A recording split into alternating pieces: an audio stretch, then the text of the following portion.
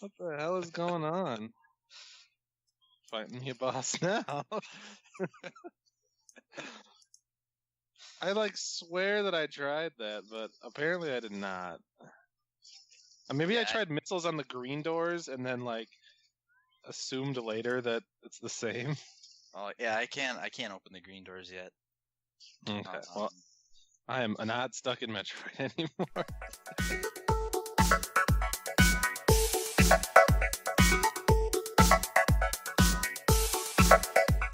Hey everybody, welcome back to the Bideo. It's September 21st, and this is episode 15, and I am joined by Steve and Nick, and not Dan, because we can't manage to get 4 people together ever.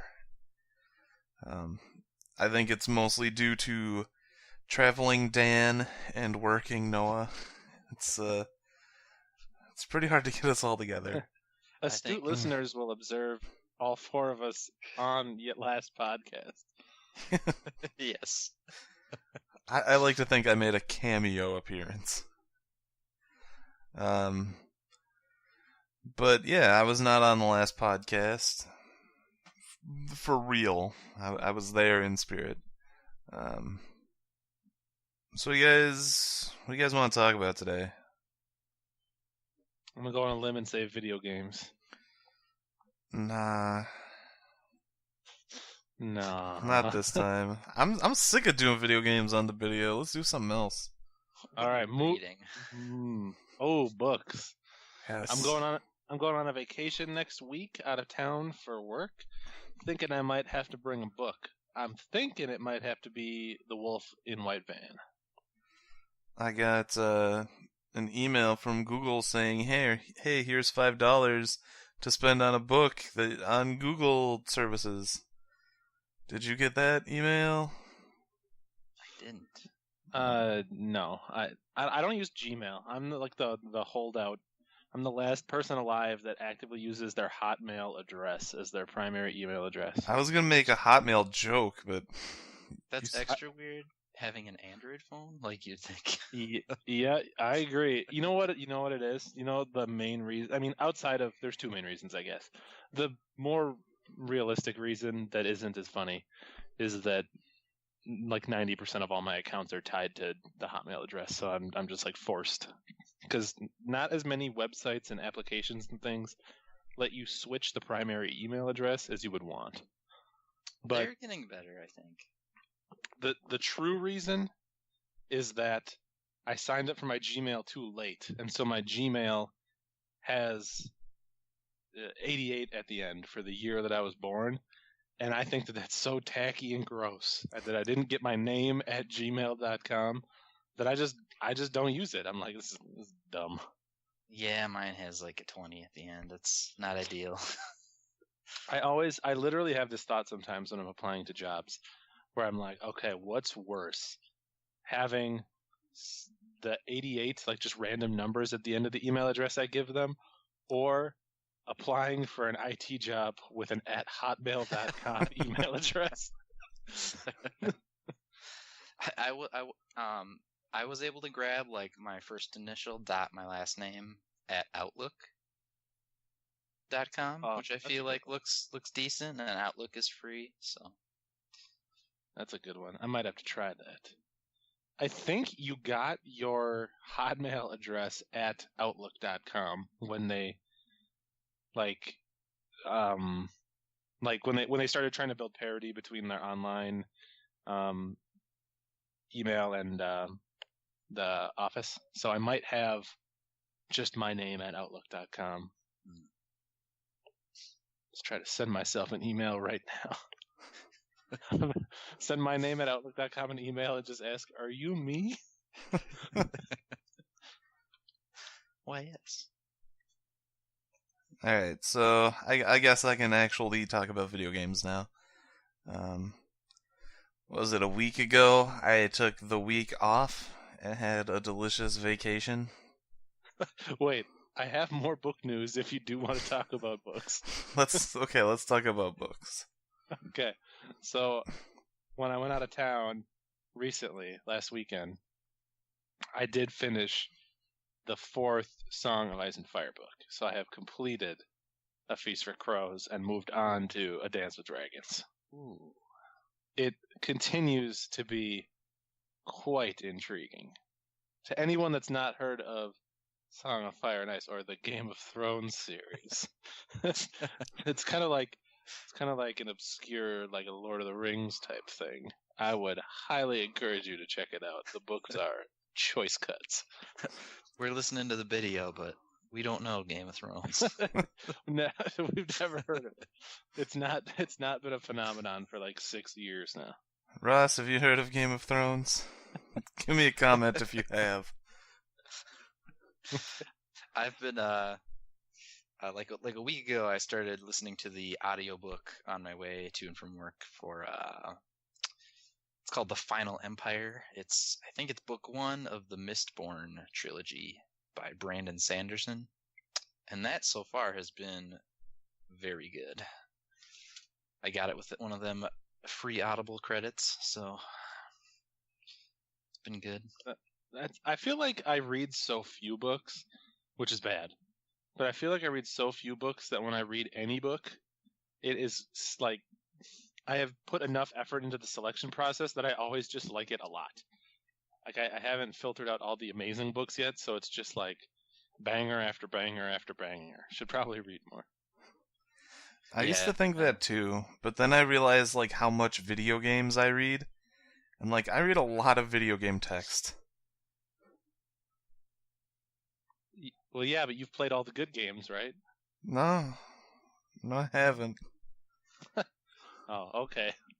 We'll prove it. Talk about some. Super Mario Odyssey is probably a really good game. I haven't played it. It's not out yet, so it doesn't count. Well, I haven't played Mario Odyssey Kingdoms of the Rabbits from Rayman, and that's supposed to be a good game. You know the name. Say it like a big boy. I don't know the name. Rabbids and Mario in battle. I think it's Mario and Rabbids Kingdom Battle. Maybe? Yeah, I don't know. Close enough. I hear that's supposed to be good. I haven't played it, and I only hear that it's good from the last episode of the Bideo. That's not true. Yeah. I have other internet sources. Let's actually talk about video games now. Okay, I heard you had a weekend where you played games, and It was then a week following that weekend. It was a week of video games, not a weekend. How many days? How many hours? Let's just go over the whole thing first. You were there for the first day. So my parents went on vacation to Vegas, so I just moved my entire setup out into the living room, and Steve came over on Monday, and I played Assassin's Creed Black Flag, which is Rebel Galaxy on the oceans, and that game was really good. I liked everything about it that wasn't the Assassin's Creed parts, and even that was okay. Steve, what'd you play? Henry Hatsworth? I played Henry Hatsworth in the Puzzling Adventure. Yeah. And so I've been playing Black Flag for a while, and I decided that on Monday I would beat it, and then Steve went out for a business call, and then he came back in, and I think credits were rolling. So I beat a video game on Monday. It was pretty good. And then I fumbled around for a while Steve played more Henry Hatsworth. I couldn't decide what to play. I played a little Final Fantasy V, I think. I don't really remember. The first 3 days were a blur to me. And then after he left, I think it was Tuesday, when I started playing Dragon Quest Heroes 2 again. I was at like 18 hours, and by the time I went to sleep for the next time you go to sleep, I was up to like 40 hours, so it was pretty good. Pretty good time playing Dragon Quest Heroes 2. I managed to beat that one too on Wednesday, I think. And I think Dragon Quest Heroes 2 is better than the first one because they give you explorable areas to run around and have fun in, and they have the main characters from the first one as like DLC characters, so you can have those guys too if you so desire, but I did not. But yeah, all I did for that week, I just wanted to get the fact that I beat 2 video games within like 3 days of each other out there. I want people to know how much of a gamer I am. But the first 3 days were like, wake up, turn on the nearest system, play the video game until I get hungry, eat food, go back to video games until it's time to like clean myself, and then I would take a bubble bath while watching Game Grumps and playing The Legend of Zelda Oracle of Seasons. Every night for the first 3 nights. Excuse me. And that was good. It was like, I like to think of that specific week as I have not, like, as an adult, and I know we talk about this and get into this a lot, you have a lot of responsibilities that keep you away from video games. And your job in life is to get through those so you can get to the video games as fast as you can. And for those 3 days, I just slept whenever. I didn't have to worry about waking up at a specific time. I ate whatever, like, no issues. And I didn't, like, worry about, I don't know, bills or work schedules or whatever. I just woke up, gamed, and slept. It was really nice. So that was pretty much my week. Steve, what'd you do for that week? For the entire week that you were a non-stop game player? Yeah. I primarily worked. When I was there at your house, I did play Henry Hatsworth, and that game was pretty good.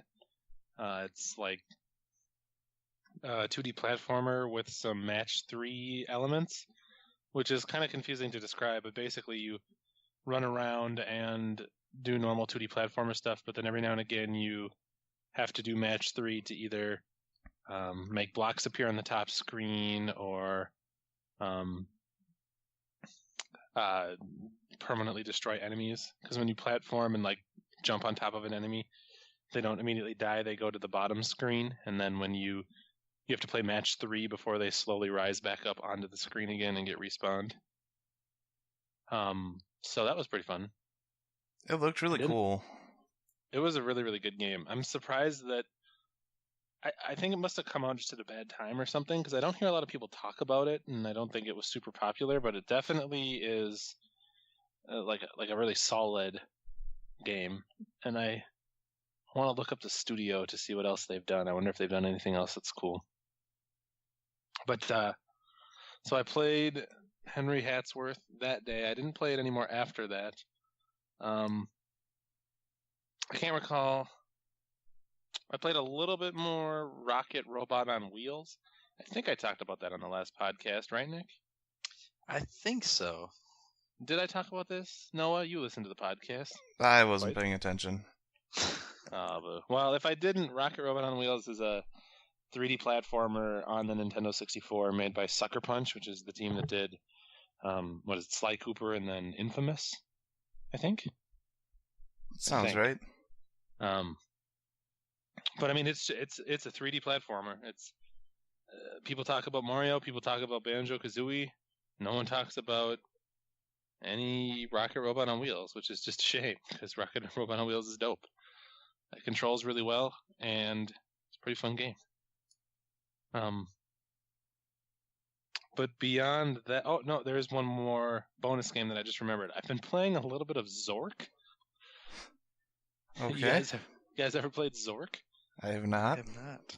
A podcast inspired me to download Zork, and actually, I played more than just Zork. I played a couple interactive fiction games because I downloaded an app for the Android that lets you play and run interactive fiction games.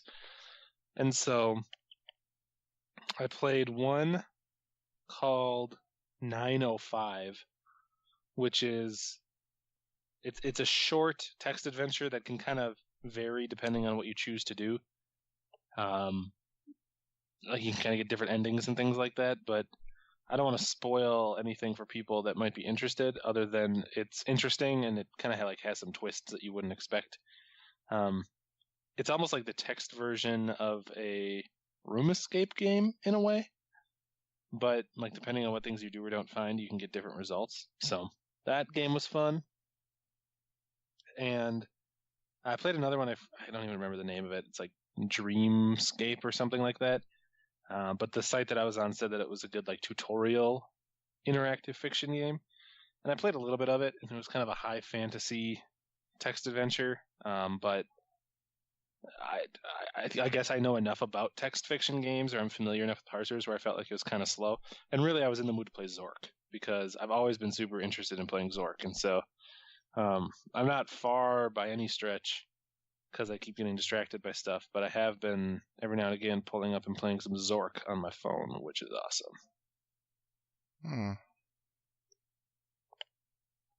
So yeah, the app is called Text Fiction. If anyone is interested in playing phone games that are text adventures. I don't like to read. All right. But I think the big game that I've been playing, the one that everyone has probably been playing lately, is Metroid. Hearthstone. Oh. Samus Returns. Actually, I have been playing Hearthstone. Do you want to talk about Hearthstone? Yeah, a little bit. Go ahead. They nerfed some very core cards. It was very surprising to me. The main ones that I can recall from the nerfs are they made Fiery War Axe up to 3 cost from 2. They made Murloc War Leader no longer grant health. And they made Innervate only give you 1 crystal instead of 2, which is like, they all sound like, oh, a little number change. That's fine. But these are all cards that have been in the game. They're in the classic set, and they've all been in the game forever. Like, these are cards that have existed from before beta, so like several years. And they finally made all these changes because they're really trying to push people to make more unique decks with like technically worse cards. So I think that their philosophy is, rather than buff weak cards, is to take cards that are basically in every deck for that specific class. So like Fiery War Axe is a warrior weapon, and it just was the best 2-drop weapon you could ever get. So like they could never make one better than that because it already was so strong. And basically every warrior deck always had it. And so they looked at what cards are in every single deck for a class, even if there's multiple different deck archetypes, and they nerfed all those. So the idea is that now some of those worse cards will be potentially just as good of choices, and people will have more varied decks. So it's interesting. I haven't really played much since the nerfs, but the general like pulse that I've gotten from people is that the meta is at least changed. Although some old decks that were kind of strong have sort of come back, which is interesting. But it's fun, and I've been playing a lot of Arena primarily too. Arena is very fun lately. But I'm going to rant. They added a system called the Synergy system to Hearthstone Arena, which gives you your first 2 cards that you draft out of 30 will always give you a card that synergizes well with other cards.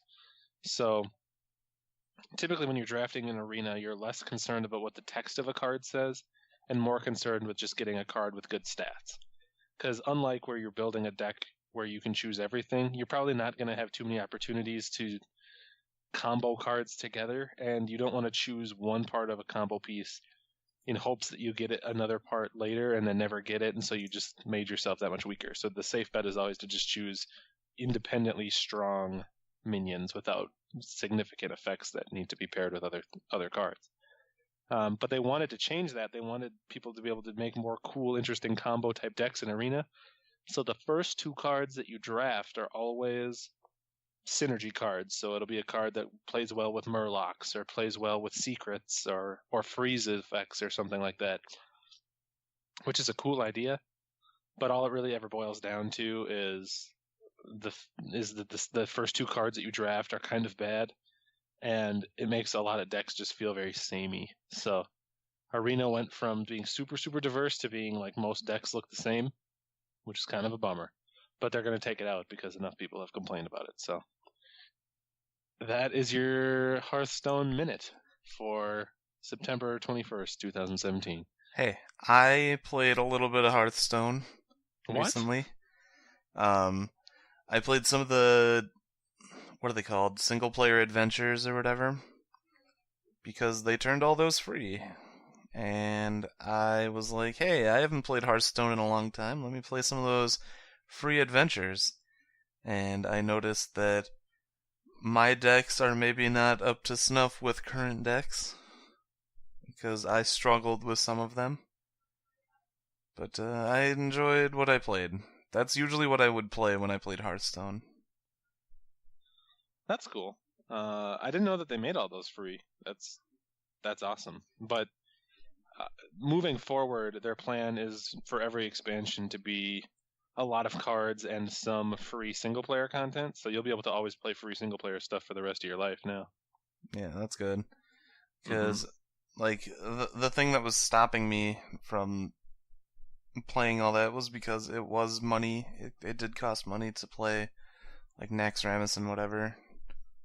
So it was sad. But now it's free, so it's good. Yeah, I haven't really ever... I played, like, a little bit of Hearthstone, but, like, the single-player adventures is a tempting thing. Might have to try that. You should... I think you'll like the Frozen Throne, which is the newest adventure they added. All the adventures have good senses of humor, but they made the Lich King, like, kind of memey. Like, he's like kind of fourth wall breaking in a way. He talks about the game you're playing very much as if he knows that this is a card game where certain things happen more often than not. And so he like mixes that in with normal, like, there must always be a Lich King type statements. And so they found a good balance of making like the cartoony Lich King. So once you're like somewhat familiar with the game and play that, I bet you will get a kick out of it. And you'll probably recognize a lot of the bosses and a lot of the cards more than I do, because they're always taken from raids and 5-mans and stuff. Nice. I'm excited to try. Go play. Go play Hearthstone. But no, beyond that, Nick, I'm going to ask you, what's the last game I've been playing? Metroid. Metroid. Yes, it is Metroid Samus Returns. And I assume everybody knows by now, but it is it is a fun Metroid game. And I feel like I'm the only person in the world that ever actually played all the way through Metroid 2 on the Game Boy. But this feels very much like the Zero Mission to Metroid 2. Like Zero Mission was to the original Metroid, where it just feels like a new game, but you can see the DNA of the original Metroid within it. But so far, it has been a hoot, even though, as discussed at the beginning of the podcast, I forgot that missiles are opened by shooting red doors are opened by shooting missiles. I think I can edit some of that in. That'll be interesting. So maybe you already heard my secret shame, but I got stuck in a way that implies that I haven't finished every other Metroid game that's ever come out, basically.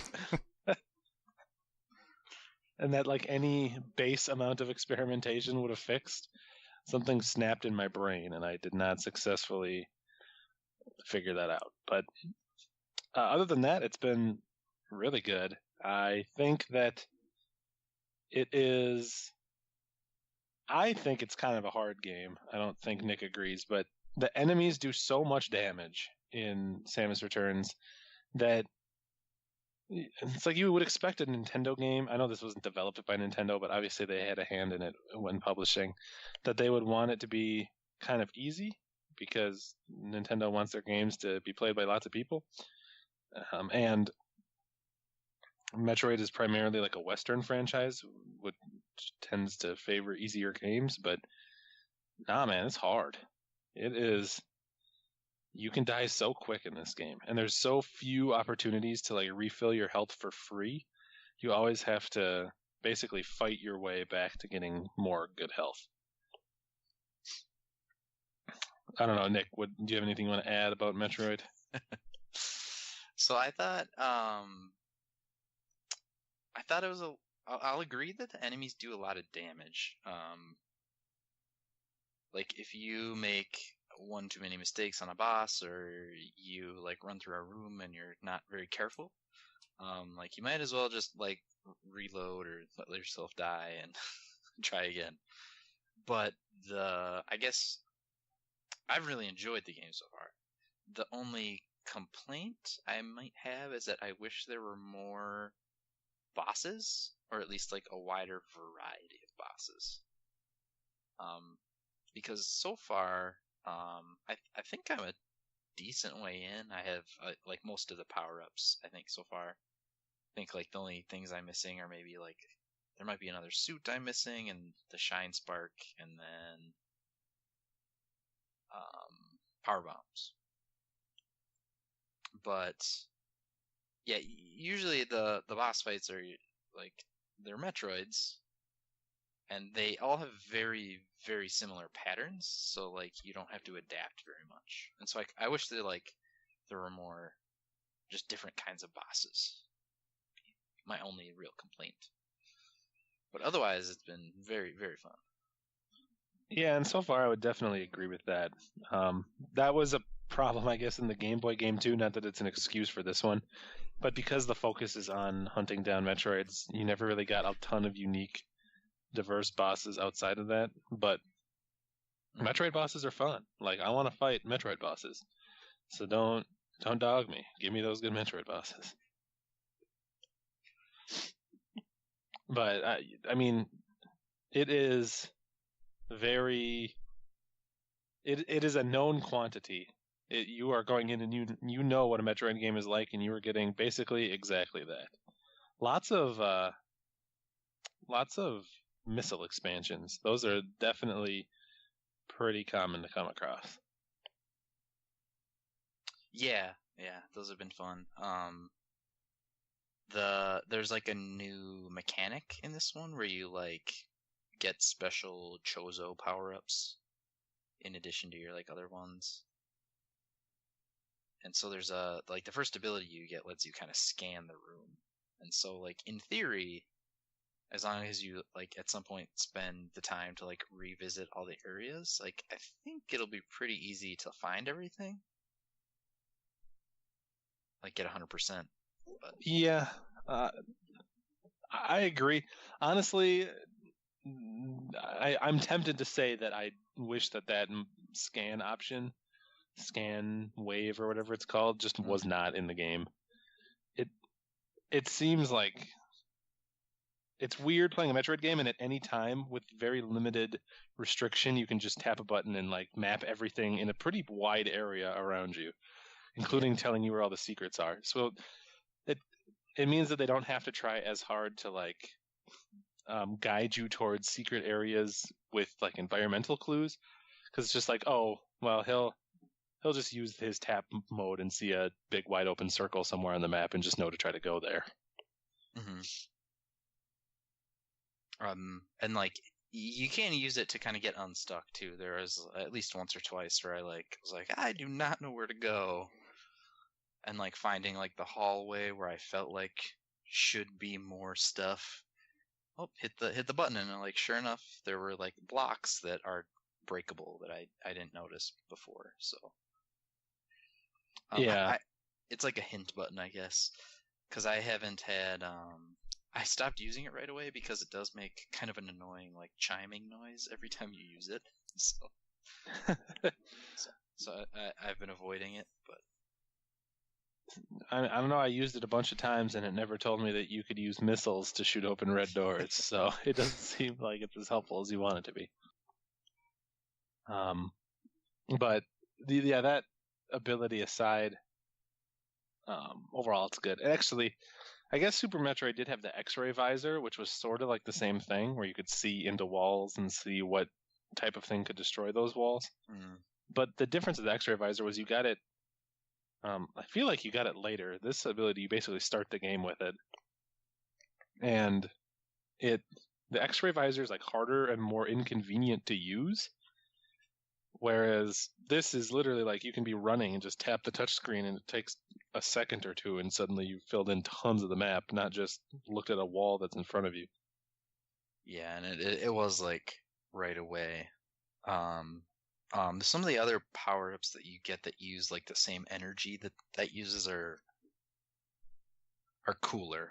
So yeah, I got the second one, and I won't like spoil what it is, but it is definitely a neat ability. Yeah, it's like a defensive thing, and then the third one you get, I will say, is like an offensive like thing. So they all kind of fill different roles so far. Ooh. Noah, are you gonna get this game in the near future? Probably not. Are you not a Metroid guy? No, I'm a Metroid guy. It's just money's been tight, so new games aren't really gonna happen, really. Well, there's always Crimbus. There's always Crimbus. You just ask your boy when Crimbus comes around, and we'll see what we can do for you. I gotta save up money for Daishokan too. Is that Daishokan number 2 or Daishokan as well? Also. It'll be Daishokan 3 for me. Well, I hope you have fun. I will, probably. I was pretty excited to be able to bring Metroid with me on my flight, but now I think I'm going to end up playing it enough this weekend where I'll probably be mostly done with it before I need to travel, so I'll need to pick another game. But I don't think anything super high profile just came out. There's a couple of Vita games that are kind of interesting that I could bring. But yeah, and right now my sights are just set on Mario Odyssey coming out. That game is going to be so good. Is it time to buy a Switch, Nick? It's getting close. I'm in the same boat. They're not going to drop in price before Odyssey comes out. So unless you're looking for that Mario Odyssey bundle. That's a possibility. Because, like, I know there's no price drops coming, but I, like, don't have the largest drive to play a lot of the games that are out right now. Which sounds terrible, but like I know at some point I'm gonna get my Switch and play Zelda and Mario, and it's gonna be amazing. But like I have plenty to fill my plate until then. They just announced Baldur's Gate Platinum Edition is coming out on Switch. Yeah. Baldur's Gate 2 and Icewind Dale combined into one Switch package, portable for your playing pleasure. I'd buy that. I would too. I would buy that in a heartbeat. But yeah, you should get the bundle. The red Joy-Cons look kind of nice. If you're into colored controllers. But yeah, that's basically all I've been playing. Nick, what else have you been playing? So I've obviously been playing Metroid. Probably don't have to really say much else about that. Other than, again, if you love Metroid games, it's been true to the series, which which has been great. So This is literally the Metroid game that everyone complained about for years and years. Like, give us another Metroid. So if people don't go out and buy this, then they've been wasting their breath since yes, Fusion came out. very true. And so I was playing that, and then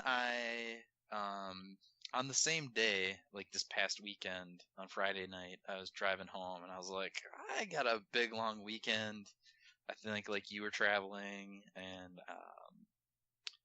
I'll say Scott was busy, so I was like, I'm gonna buy some video games. Metroid arrived in the mail.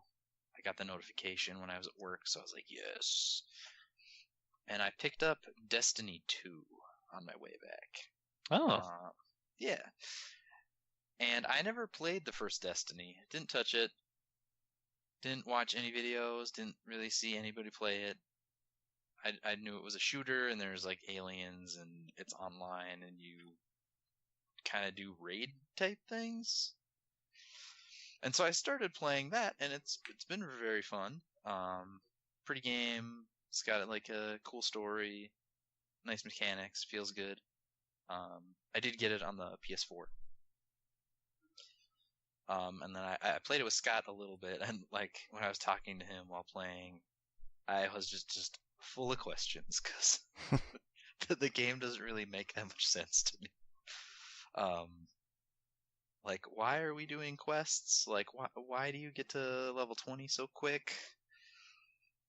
Like, what's the point of all these things? Like, all the noob coming into an MMO. So that was me. And I think I got to like level 13 so far. I was playing the Titan class, which is like the tanky type characters. So I don't really have a real opinion on it yet. I don't think, because like I haven't done any like of that post game get to 20 and do big bosses or anything. So I have an opinion on your lack of opinions. Are you ready for them? Yeah. Okay. One is you explained it the way I don't like. I never saw Destiny as like an MMO. I see it as like a Halo that you can sometimes play with people. Destiny is an MMO. You have an item level. Yeah, like that was the thing that was weird to me, Noah, was because like when I was playing it, I felt like I was playing Halo. I was like, I'm playing Halo, but I have an item level and there's other people. Like, why? What are these other things doing here? Like it doesn't quite fit. I just don't see it as much of an MMO as other people think it is. Like, yeah, sure, there are other people there, but you don't go questing. You only group up for certain things. You don't really trade with other players. There's not like a big market board or anything. My understanding is that you do go on quests in Destiny 2, and you do raids where you need to coordinate mechanics and stay out of circles of damage and things. There are things like that, but I can't really speak to Destiny 2 that much, but the first one, it's kind of like that, but it's not as much MMO as a lot of people would say. And that's what I think turns a lot of people off. So shut up. The MMO or the lack of MMO? The MMO. That's what I assume turns Steve off. From Destiny? Yes. Kind of. I mean, I played the original Destiny. I do get a little bit turned off by the fact that it's an MMO, but I mostly get turned off by the fact that it's just such an effort with my work schedule to coordinate playing a game with other people at all, because I have like this tiny window of time where I can play, and if it doesn't work for other people, and it doesn't even usually work for me on a lot of days, that it's like whatever. So I just like playing games alone by myself. That's how I played Destiny, was by myself. But At some point I grouped up with Scott for a while, and then I stopped playing Destiny. I've heard from many sources, I guess I'm hearing the opposite from you, but I've heard from many sources that Destiny is at its best when you are playing with people. Maybe, but I never did any of the raids. See, that's what I always heard was like the good part of Destiny was the raids. Well, I feel like you're hearing that from the MMO people who like raids, and would like the game better if it was Final Fantasy XIV instead. I'm mostly hearing it from the Giant Bomb cast. Those guys are losers. So are we. They are no Bideo. That's true. That's true. They are the lesser. But yeah, I don't. Like Destiny 2 seems fun. I have heard that like you run out of end game pretty quickly. So that's a good and a bad thing, I guess. Yeah, like I don't know. Because Scott said like I think compared to the first game, like you can get to 20 like real fast, if you want to, and start doing that end game. So I think I've only maybe put in like 5 hours or so playing. Okay, I hear the shooting is really good. Yeah, that's been real fluid. So I have no complaints about the actual gameplay. You know, when I think about it more, Noah, what it actually is about MMOs is that I know that of everyone in our friends group that would play an MMO, that I will play it the slowest. And so I will kind of constantly feel that need to be like, oh, you really should get your item level up so you can go do that dungeon with people. And I don't want to hold everybody back, and I also don't want to do it once everybody has done it a bunch of times. Like, the parody ultimate bad version of that is when you try to do the last story mission in Final Fantasy XIV 2 years after the game has come out, and like you aren't even allowed to enjoy the game because people are rushing it so fast. The thing that came to my mind was the last part of World of Darkness where everyone's like, just do max DPS mechanics and don't die. Yeah, exactly. So I don't like simultaneously feeling like I'm holding people back and like I am pressured to play even if I'm not in the mood. And so it just turns me off of playing any game that has like a item level gated thing. I see. I can understand that. At the same time, if you're actually in it, I feel like as long as you express to everybody that you're actually doing this for the very first time, I feel like a lot of people can get pretty excited about it, like to show you the ropes. You know what I mean? Like, oh, Shinobi, here's all this info I know. I mean, you're gonna have the salty people who are like, God, ugh, but yeah, and I think of like playing, like say, let's take Destiny 2's raid for example. It would be really fun to do that raid for the first time with a group of people we know. But I know that I wouldn't play the game at a rate that would get me to that point in a time that other people are willing to wait for. And so it still would be fun to play it after the fact, but going into a room and then just letting someone explain for 2 minutes what you need to do and then going and doing it isn't nearly as fun as like starting a boss fight and then getting killed by a big wave of blue energy and being like, oh God, what are we supposed to do? And one person's like, oh, did you see the little beacon in the corner? Maybe one of us has to man the beacon. It's more fun to try to figure it out together. That would be fun. I don't know that I've ever, like, every MMO, every fight in WoW I think I played, somebody knew. Somebody had the info. Yep. Or you just do the thing where you are like, all right, I'm going to go do this dungeon. Let me look up online how to do everything in the dungeon. It's like, that's not how I like discovery. But if you don't look up what to do in the dungeon, you're holding everybody back and you feel bad about it. Yep. Yeah. Do max DPS, do all the mechanics, don't die. Only need on stuff that you need. But no, actually, I am still kind of interested in Destiny 2. I don't know if I'm interested enough to get it with other games that are coming out, but it's definitely. I'm much closer to playing Destiny 2 than I was to playing Destiny. I'll say that. What's the most sad about this is that Nick, you picked it up for PS4 when I'm gonna be picking up for PC next month. Ooh. I thought about waiting, but I don't have very many games for the PS4. This is a So lie. I I heard was about a like, stack of PS4 games where instead you went and played Shadowrun. It's true. But the stack is only 5 high. Okay. One of those is Persona 5, and one of those is Final Fantasy 15. So those will take a while. You'll just have to buy it for PC later. Yeah.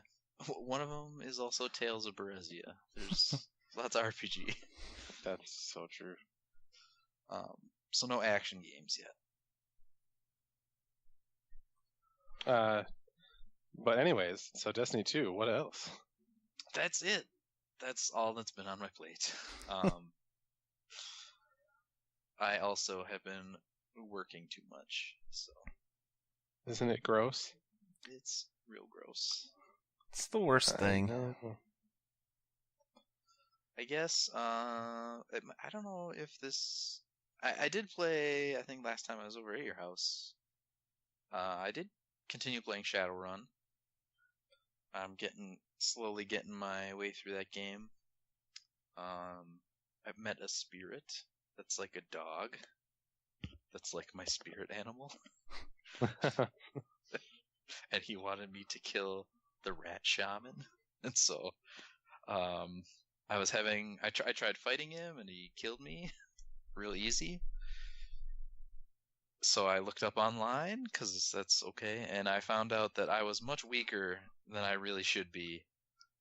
And the only way to get stronger was to just buy the better gun, which required lots of money. So I spent like 2 or 3 hours like walking back and forth between the same screen, killing guys, so I could get their money.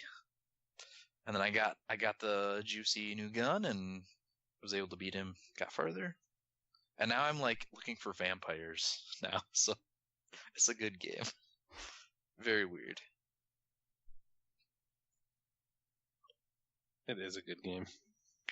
I want to play it. But that's probably about it. Everything else on my backlog is grayed out. So I played some games. Can I talk about some games? what you been playing, Noah? At some point, I even say this. I was stuck between games. Like, I did that thing where I beat a couple of the games that I really wanted to get beaten, and I was like, I don't know what to play. And that was Assassin's Creed and Dragon Quest Heroes 2. And so I like looked at everything on my shelf and I'm like, I'm not in the mood to play this. So I picked up Super Mario Brothers 3 and started playing it and recording it for the YouTube.com. And I'm playing through every level, and it's pretty good. It's just a game I could pick up and play, and I wouldn't feel bad about playing it or anything, because it's really short and it's a game I love. And I talk about why I do this in that YouTube video, and in that YouTube series. So go check that out over youtube.com/some garbled numbers and letters, because I can't have a custom URL until I have 3,000 views, I think it is. So that kind of sucks. And what's up? I was gonna say, I feel like you're kind of underselling it. So I listened to these before the podcast, And if anyone is interested in the podcast, they are going to be interested in your playthroughs of Mario 3 because you're not really talking about Mario 3 as you're playing it. Every now and again, you're like, oh, I know that it happens in this level or whatever, but mostly it's just like a stream of consciousness from Noah's brain while Mario 3 plays in the background. Like it's interesting to listen to the different like topics that you are running through in your head as you're talking about stuff. So they end up being much more podcast vibey and like very good watches, I think. I don't even know what any of them are. Like, I will talk as I go, and I won't realize what I'm saying half the time. You talk about comfy games. Oh, yeah. I even named episode 2 Comfy Games. But yeah, in episode 2, I talk about comfy games, and my opinion on them. But yeah, I'm liking that series, and there's another series I'm recording too, at the same time, which is, I think, even better than Super Mario Bros. 3, and that is Valkyria Chronicles. That game. Oh yes. That game is good. Talk to me. Okay. Wait, 1 or 2? This is very important. The very first one. Oh, that's the good one. It is. It has a release on Steam, and it was like $2.50 or something. So I'm like, you know what? I'm gonna get it like this. So I pick it up, and it's been on my Steam list for a while. And I was like, I'm gonna play some of this, and maybe I'll record it and see what happens. And I recorded it, and it's like, Mamma Mia, delicious, beautiful. My recording of it is good too, and I record it differently than any of the other games I've played. I don't talk a lot during this one. I let the cutscenes play out, and then like when the battle's happening, I'm talking about like who I want to move where a little bit, but for the most part, it's a pretty quiet game, and I like that about it. I'm not sure if other people will. And I don't want to talk about it too much, but there's an episode where it's cutscene, and then a cutscene, and then for about 10 to 15 minutes, me picking waifus for my team. I would like to see that. That is, I could not decide who to pick. Ultimately, I would say my 2 favorite waifus would be Nancy the Scout and Catherine O'Hara the Sniper. They're good ladies. That means nothing to anybody, but I'm sure once we watch the episode. Mm-hmm. It was interesting. Like, as soon as they put you in that menu, they show you Nancy, and you're like, yeah, that's waifu number 1. I don't even care what class she is. I think it's really cool that they all have personalities and junk, and they have likes and dislikes. And my team is filled with people who don't hate anything, because that's just the way I am. They're like, hates Lancers, but then you have to have Lancers in your party, or whatever, and I was like, I don't like that. I want everyone to get along. But that is a good game. I've been liking it, but it's really cutscene heavy in the beginning. Any opinion? I know you've played it. Sorry, I was coughing. No, you were talking to Nick about Nancy. That's what you were doing. No, I was laughing at something he posted about Nancy, and it made me cough because I'm sick. How far into the game are you? Like, what chapter? Chapter 3, I think. I just got the ability to pick waifus. Okay. So, it stays good the whole time, and you'll love it forever. So, enjoy. Good. It is incredible. That is like one of the most underrated games of its generation, and I feel like I'm in the minority in saying that the second one does not live up to the quality of the first one. So like suck every single little bit of joy you can out of the first one because it is in some ways only downhill from there. I played a bit of the second one, and it wasn't nearly as memorable as Welkin drawing fish. Yep. I mean, the second one is set in like a military high school as a hub, which is just a less interesting setting, I think. And it's like, oh yeah, that's anime for sure. Mm-hmm. And because the second one is a PSP game, you end up having to, or they end up having to split up the maps into a bunch of different like little mini maps that have connection points, and so all the battles feel smaller in scale and like lower in terms of the number of units that can participate, and so everything just kind of feels hamstrung and less interesting as a result of that. Yeah, I can see that. Mm-hmm. First one is just good in its like simplicity. I'm really glad I'm doing like a YouTube series on it. I was just gonna quietly play it by myself, but I'm just quietly playing it by myself while people can watch. Of all the YouTube stuff I've done, this is the one I want people to actually watch. When are you releasing that one after Mario 3 or in tandem with Mario 3? I'm gonna release them after, I think. Okay, so maybe by the next time we record, you'll have a definitive announcement on the start of your Valkyria Chronicles Let's Play. Yeah, I have pretty much every episode like scheduled to go up, kind of. Like tomorrow will be episode 4 of Mario, and I think there's only be like 7 episodes of Mario, maybe 8, because it's a pretty short game, and I only do like 10 or 15 minutes. And like the first episode of Mario was both Worlds 1 and 2, because that game is short. Tell you what we're gonna do. What are we gonna do? Because the Mario playthroughs are good. Valkyria Chronicles is good. The series of Starcraft was good while it was going on. So even though you always just make a joke about how your YouTube channel is just a string of letters and numbers because you haven't had enough views, we will put the link to the Nornsey YouTube channel in the show notes so you can go check out the Let's Plays that we talk about because they are actually pretty damn good.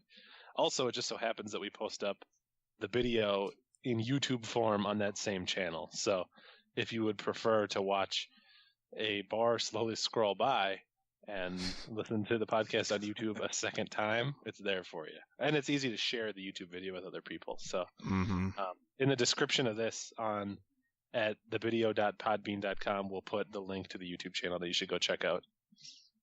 Yeah, we can do that. I wonder what I should record after that, though. I know there's going to be plenty of it, but I'm not sure which to do next. I'm sure that something will come up that strikes your fancy by the time you get to that point. Yeah. Other than Valkyria Chronicles and Super Mario Bros. 3, I haven't been YouTubing anything, so the next games are going to be very staple games. I've been playing Heroes of the Storm, MOBA video game by Blizzard that we've talked about 15 times in the video. Is that Activision Blizzard? That is not Activision Blizzard. It is Blizzard. Oh, I see. Yeah. It's been fun. I play it with my homies. There was a night where we were playing. So Ben knows this like 16-year-old kid who's really excitable. Like really, really excitable. I kind of want to record something with him in it. We play PlayerUnknown Battlegrounds with him sometimes, and we play HOTS with him sometimes. And there was a night where it was me and him and Joe Wade playing HOTS, and we were not doing well. And he got so mad, and he's like, I'm just gonna go watch YouTube. I'll see you guys later. I'm gonna keep playing, though. I'm just gonna get off voice chat. And Joey and I were laughing about it. And then we ended up winning that game, so it felt really good. But he is very excitable and emotional and loud. So he's a hard pill to swallow, but it's good for you. Other than Heroes of the Storm, another Blizzard game I've been playing is Starcraft 2. I've been playing co-op missions with Ben. They released Dahaka, and Dahaka eats enemies. And I think there was a Carbot animation about that, where they give him the Yoshi eat 'em up noise. It's pretty good.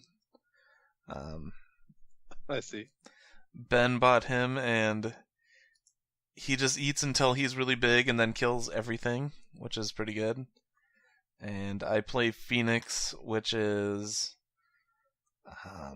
what's a good way to describe him? So each commander for co-op gets like different units they can use and different like mechanics they do. Like Rory Swan, if you remember him from the Wings of Liberty. He gets a drill that just fires at any enemy that it can see. Kind of like that in Wings of Liberty there's a drill. I think they might be the same drill now that I think of it. And he builds mech units. Phoenix builds like zealots and carriers and scouts. And his special mechanic is that he researches AI. So if I make 5 zealots, one of the zealots will be like a special zealot.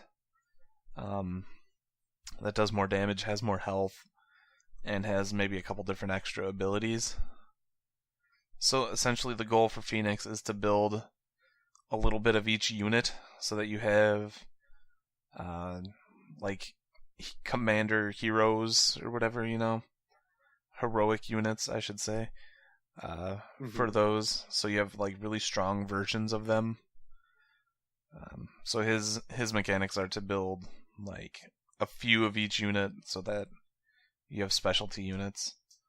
And that's been fun. Starcraft 2 co-op is probably the best part about Starcraft.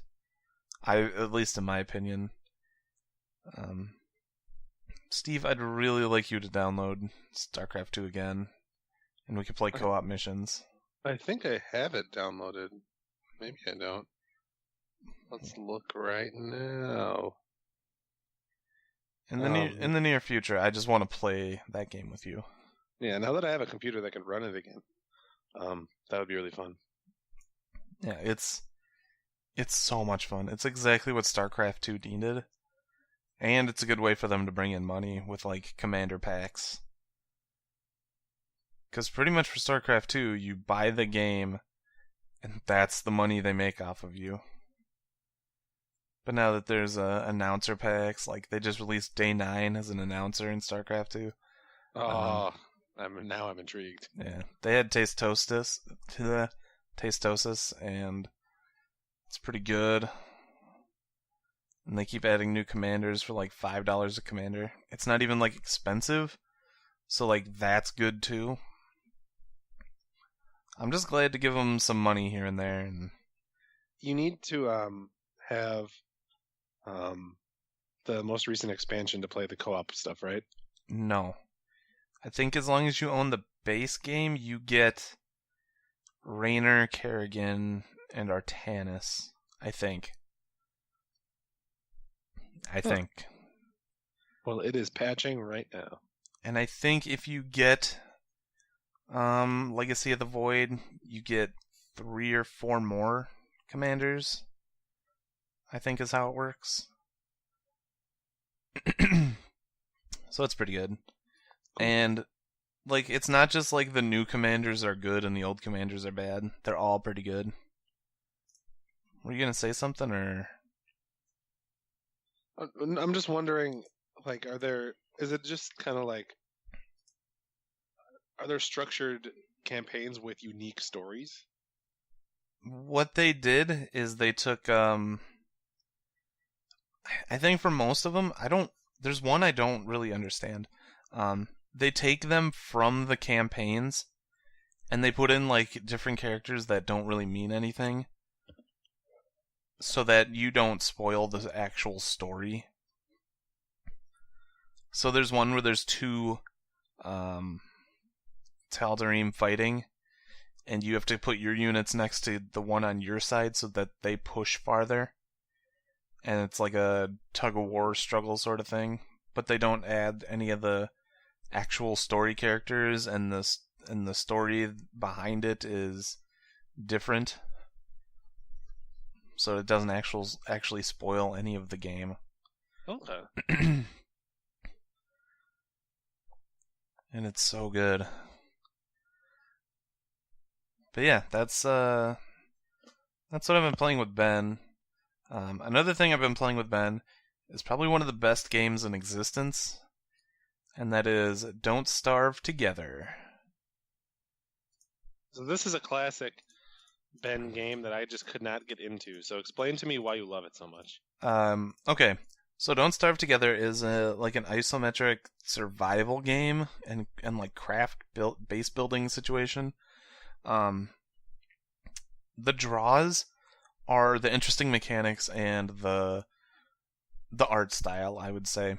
So you can pick your character. The main character is Wilson, and all the characters' names begin with W for whatever naming scheme they have. And so each character is different. Wilson will grow a beard, which lets him stay warm in winter longer, and you can cut it and craft stuff out of his beard hair. But the point is, there's a hunger meter, there's a sanity meter, and there is a health meter. So you don't want to get killed, you don't want to go insane, and you want to not starve. So the whole point of the game is to gather food and not go insane. And you usually go insane by God, what's a good way to go insane? I think you lose sanity naturally. You lose it more when you are near enemies. Maybe if it's too dark. Some characters lose sanity for different reasons. Like my favorite character, Wendy. When you kill stuff near her dead twin sister's flower, she'll summon her ghost, and you lose a little bit of sanity that way. Woody, when he chops down trees, he becomes a werebeaver, and he loses sanity that way. So that's the main way to like play the game. Collect food, don't go insane, and don't get killed by monsters. You also cannot survive in the dark, because there's a nightmare enemy called Charlie, and she will kill you if you're not near a light source at night. Sometimes there are full moons, and that means it's lit up entirely at night, so you don't need a fire or anything. So pretty much what you're doing is just base building and collecting and crafting. But it's very difficult. They're out to get you. They're out to kill you around day 15 and beyond. Because winter shows up. Because there's all 4 seasons. Winter shows up. Plants stop producing food because it's winter. Lakes freeze up so you can't go fishing. Stuff like that. And it's a lot of fun. At least in my opinion. It's not really my type of game, but I hear a lot of good things, and so I'm happy that it is out there and for you to play. We were thinking about getting other people to play it, and you, in my mind, you are not one of them, and neither is Pat, but maybe Joe Wade, and I don't know about Nick. I feel like Nick would like it a little bit. I'm looking it up. I haven't played the original game. Is it at all like just regular Don't Starve? Yep. Only you can have multiple people, and they give you like drops sometimes, so you can get different costumes or whatever. Okay. But I bought the original game for like $15, and then when Don't Starve Together came out, they just gave it to me for free, which was nice of them. Don't Starve Together is $15 on Steam right now, and it is worth every penny. And they update stuff, and they are very, how should I say this? Very observant of the meta. So you could pretty much survive indefinitely by digging up grass and planting it near your base. And like just digging up plants you find and making a lot of them near your base. Essentially making like you don't have to explore much, you can just grab the grass next to your little fort. Or the berries or what have you. And so they added the fact that you need to fertilize that grass and the twigs, and I don't know if you need to do twigs again or anymore, but you have to fertilize the berry bushes and the grass and other plants or whatever in order for them to grow, and you do that by collecting poop or letting things rot and then fertilizing the plants that way. And another thing they did, because it's too strong, is they added a disease. So if you transplant a plant, after 30 days it has a 10% chance to spread disease to other plants and destroy all your infrastructure. So I thought that was really smart of them to do. So yeah, Don't Starve Together and Don't Starve. Both good games. Seems cool. Mm-hmm. I really didn't give Don't Starve, which I never actually played Don't Starve Together. I didn't really give Don't Starve a super fair shake. I probably only played it for like 45 minutes. But I don't think I've yet to find a survival game that like gripped me, you know? I don't know what like the baby ones are. Like, is there like my toddler's first survival game that people all are like, yeah, this is the one? Is it Minecraft? I think it's Minecraft. Because then I'm just a lost cause because I don't like Minecraft. I think of all the survival games that you would play, I think Terraria would be the most up your alley, because there's actually like a story mode and progression and like an end to that game. I did play a little bit of that, and it was okay. Maybe I just need to give him another shot. Maybe I've matured as a gamer. Dude, I definitely think Don't Starve Together is better than Don't Starve. Then again, like most games are more fun with your friends if you have that option. True. Nick, cool. If you pick it up, hit us up and we'll play. I'll try. I'm also in the bad spot where I can't necessarily be awake when everyone's playing dope games. That's alright. I remember there, like when you were podcasting solo, one of your questions was like, I don't really know when Nick works. But I'm essentially a 9 to 5er. I do go in like an hour late, so like a 10 to 6, I guess. But so it's close enough. I think that means you're online for gamer time.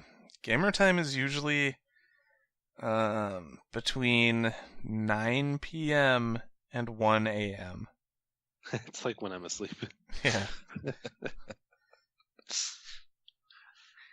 Yeah, I could probably catch the beginnings. Yeah. It really depends on who's on and who's not. What else we got? I think that probably rounds us out. It's only been a week since we last recorded outside of you, so hasn't been a lot other than Metroid filling my time and filling my life.